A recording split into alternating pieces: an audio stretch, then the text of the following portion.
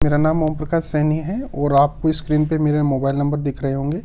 आप किसी भी प्रकार के नोट्स के लिए मुझे व्हाट्सअप कर सकते हैं। Thank you so much.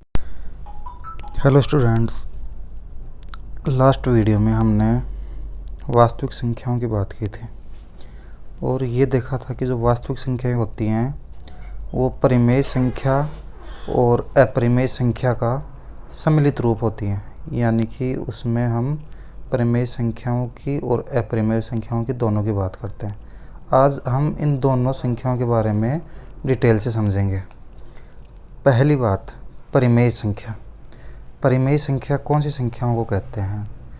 तो बहुत सारी ऐसी संख्याएं होती हैं जिन्हें हम p बाई क्यू के रूप में लिख सकते हैं। तो ऐसी संख्याएं हैं जिन्हें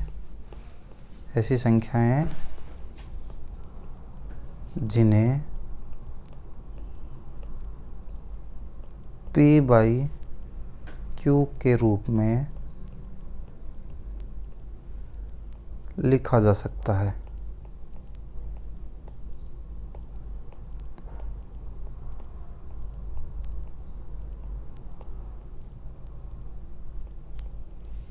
फॉर एग्जाम्पल जैसे 3/2, तो जो ऊपर वाला नंबर है उसको हम मान लो p मान ले और नीचे वाले नंबर को हम q मान ले, तो इस नंबर को हम p बाई क्यू की फॉर्म में लिख पा रहे हैं। तो इसको क्या कहा जाएगा? इसको परिमेय संख्या कहा जाएगा। लेकिन यहाँ पर कंडीशन ये है कि जो ऊपर जो नंबर लिखा हुआ है ये भी एक पूर्णांक होना चाहिए और नीचे वाला नंबर भी एक पूर्णांक होना चाहिए, जहाँ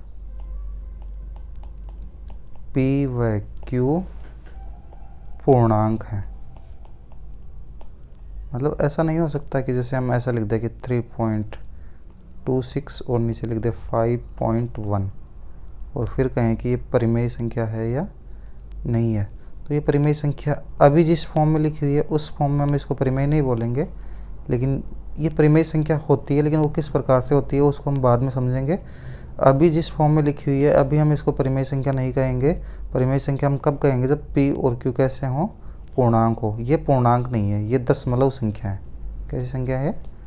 दशमलव संख्या।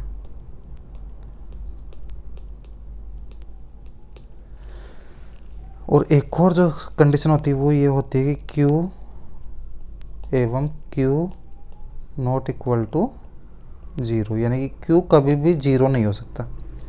जैसे मान लो कि हम लिखना चाहें 3/0, तो 3 को 0 से डिवाइड करते क्या आता है? अक्सर बच्चों के दिमाग में ये आता है कि 3 को 0 से डिवाइड करेंगे तो 0 आएगा, लेकिन ऐसा नहीं होता।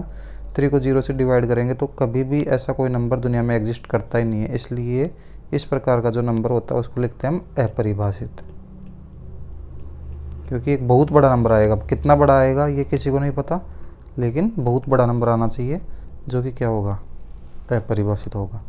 इसलिए जब भी इसका q की वैल्यू 0 होगी तब ये जो दी गई संख्या होगी वो अपरिभाषित होगी। और अपरिभाषित संख्या है, इसका मतलब उसको किसी भी तरीके की संख्या आप नहीं कह सकते। आप ना उसको परिमेय कह सकते हो ना आप उसको अपरिमेय कह सकते हो, क्योंकि आप उसके बारे में जानते ही नहीं हो। ये हो गई परिमेय संख्या। अब बात करें अपरिमेय संख्या। तो ऐसी संख्याएं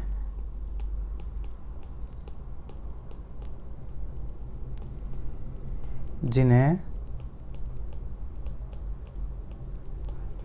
p बाई क्यू के रूप में न लिखा जा सके।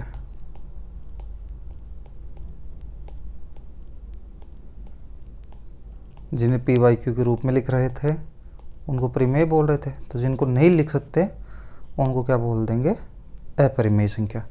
अब जो अपरिमेय संख्या है और परिमेय संख्या है, किस तरीके से हम बात कर सकते हैं कि कौन सी संख्या परिमेय होगी कौन सी अपरिमेय होगी? दोनों को मिलाकर हम नॉर्मली वास्तविक संख्या बोल देते हैं। तो अगर कोई संख्या दी हुई है तो कब उसको हम परिमेय संख्या बोल सकते हैं और कब हम उसको अपरिमेय संख्या बोल सकते हैं? तो इसके लिए हम वास्तविक संख्याओं के दशमलव प्रसार की तरफ बढ़ेंगे। वास्तविक संख्याओं के दशमलव प्रसार की तरफ बढ़ेंगे, यानी कि कोई संख्या अगर उसमें दशमलव नहीं है तब तो वो कैसी होगी? बिना दशमलव की जो संख्या होगी वो कैसी होगी, हमेशा पूर्णांक होगी। बिना दशमलव की संख्या होने का क्या मतलब है, बिना दशमलव की संख्या होने का मतलब ये है कि वो संख्या कैसी है, पूर्णांक। और जो पूर्णांक होगी उसको तो आप हमेशा ही पी बाई क्यू के रूप में लिख सकते हो, क्योंकि पूर्णांक को 1 से डिवाइड कर दो तो 1 खुद भी क्या है, एक पूर्णांक है। तो ऊपर वाली संख्या को पी मान लो, नीचे वाली संख्या को क्यू मान लो, तो हमेशा पूर्णांक होंगे पी और क्यू। तो यहाँ तो कुछ सोचने की ज़रूरत ही नहीं है, यहाँ तो हमेशा ही आपको क्या देखने को मिलेगा कि जो बिना दशमलव की संख्या होगी वो हमेशा कैसी होगी, परिमेय संख्या। तो इस वजह से हम दशमलव प्रसार वाली संख्याओं की बात करेंगे, यानी कि जिन संख्याओं में दशमलव आ रहा हो। अब दशमलव प्रसार कई तरीके का हो सकता है, दशमलव प्रसार कई तरीके का होता है, जिनमें से हम अगर बात करें तो दशमलव प्रसार को हम समझते हैं पहले। दशमलव प्रसार 2 तरीके का होता है नॉर्मली, एक होता है शांत और एक होता है अशांत। शांत उसे कहा जाता है जो एक लिमिट के बाद में जाकर रुक जाता हो, शांत उसे कहा जाता है जिसमें दशमलव का प्रसार एक लिमिट के बाद में रुक जाए।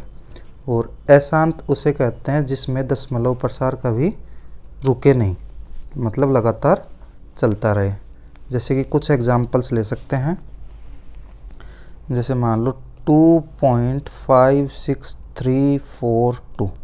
अब इसमें आपको देखने को मिल रहा है कि 2 के बाद में कोई नंबर नहीं लिखा हुआ रहा, इसका मतलब ये कैसा प्रसार है, ये है शांत प्रसार। और दूसरा नंबर हम देखें तो जैसे मान लो 2.56342563289 ऐसा कोई भी नंबर आ रहा होता। अब ये नंबर चलता ही जाएगा, अगर हम इसको आगे भी लिखें तो ये नंबर अगर आगे तक चलता ही जा रहा है, मतलब डिजिट्स आगे आती ही जा रही हैं। तो ये किस प्रकार का प्रसार है, अशांत प्रकार का। ये किस तरीके का है, अशांत प्रकार का। तो अब यहाँ पर बात ये आती है कि अशांत प्रकार का जो दशमलव प्रसार है इसमें और भी प्रकार हो सकते हैं क्या, क्योंकि शांत में तो यही है कि एक कहीं पर भी अगर आपका नंबर एंड हो रहा है तो उसको हम शांत बोल देंगे। लेकिन अशांत में क्या एक से ज़्यादा कैटेगरी हो सकती हैं, तो इसमें बिल्कुल हो सकती हैं। इसमें अभी जो नंबर लिखा हुआ है इसमें देखो 563 नंबर आया और आगे भी 563 लिखा हुआ है, लेकिन 563 के बाद में यहाँ पर क्या आ गया, 4 आ गया और यहाँ पर 2 आ गया, यानी कि नंबर्स रिपीट नहीं हो रहे हैं। लेकिन कोई नंबर ऐसा हो जिसमें रिपीट हो रहे होते हैं, जैसे मान लो 2.345252525 इस तरीके से अगर नंबर चलता ही जा रहा है तो यहाँ पर देखो आपको कि नंबर्स आपके यहाँ पर रिपीट हो रहे हैं। जो 52 है वो डिजिट्स आपके बार बार रिपीट हो रहे हैं। इसका मतलब अशांत जो दशमलव प्रसार है इसको 2 तरीके से हम कैटेगराइज कर सकते हैं। एक होगा जिसमें नंबर्स रिपीट होंगे, डिजिट्स रिपीट होंगे, और एक होगा जिसमें डिजिट्स रिपीट नहीं होंगे। तो जिसमें डिजिट्स रिपीट नहीं होंगे उसको बोलते हैं अनावर्ती, और जिसमें डिजिट्स रिपीट होंगे उसको बोलते हैं आवर्ती। तो होता क्या है कि जो शांत दशमलव होता है इसको हम पी बाई क्यू के फॉर्म में रिप्रेजेंट कर सकते हैं। किस तरीके से रिप्रेजेंट कर सकते हैं ये हम बाद में समझेंगे, लेकिन हम शांत दशमलव को पी बाई क्यू के रूप में रिप्रेजेंट कर सकते हैं। लेकिन अशांत दशमलव में 2 तरीके होते हैं, एक होता है आवर्ती और एक होता है अनावर्ती। तो जो आवर्ती वाला जो तरीका होता है, आवर्ती वाली जो संख्या होती है, इसको भी पी बाई क्यू के रूप में बदला जा सकता है। किस तरीके से बदला जा सकता है इसको हम बाद में समझेंगे, लेकिन आवर्ती जो अशांत परिमेय संख्या, आवर्ती अशांत जो दशमलव प्रसार है उसको हम पी बाई क्यू के रूप में बदल सकते हैं। लेकिन अनावर्ती वाले अशांत दशमलव प्रसार को हम पी बाई क्यू के रूप में नहीं बदल सकते। तो जब पी बाई क्यू के रूप में नहीं बदल पाएंगे तो ये वाली जो संख्या होंगी वो हमेशा कैसी होंगी, अपरिमेय संख्या।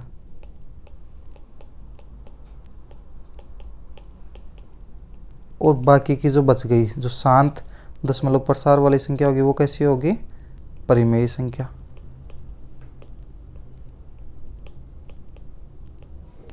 और अशांत आवर्ती वाली जो संख्याएं होंगी वो भी कैसी होंगी, परिमेय संख्या। तो इतना समझने के बाद हम ये बात कर सकते हैं कि परिमेय और अपरिमेय संख्याओं में अंतर क्या क्या होते हैं। तो सीधी सी बात है कि जो परिमेय संख्याएं होंगी उनमें और अपरिमेय संख्याओं में जो अंतर की बात करें तो उसको हम अब तक जो चीज़ें हमने डिस्कस की उन्हीं को हम अंतर के रूप में लिख सकते हैं कि परिमेय संख्याओं को हम P/Q के रूप में लिख सकते हैं।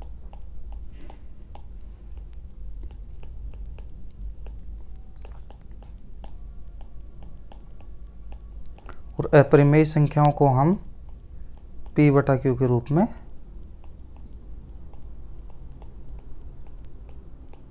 नहीं लिख सकते।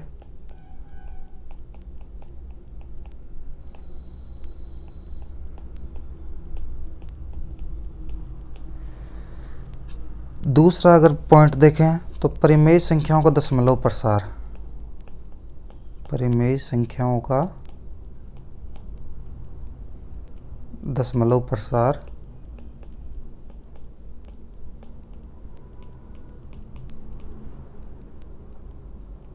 शांत या अशांत आवर्ती होगा।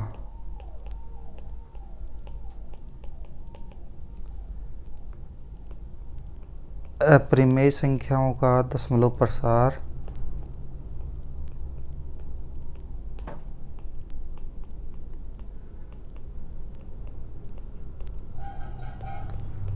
हमेशा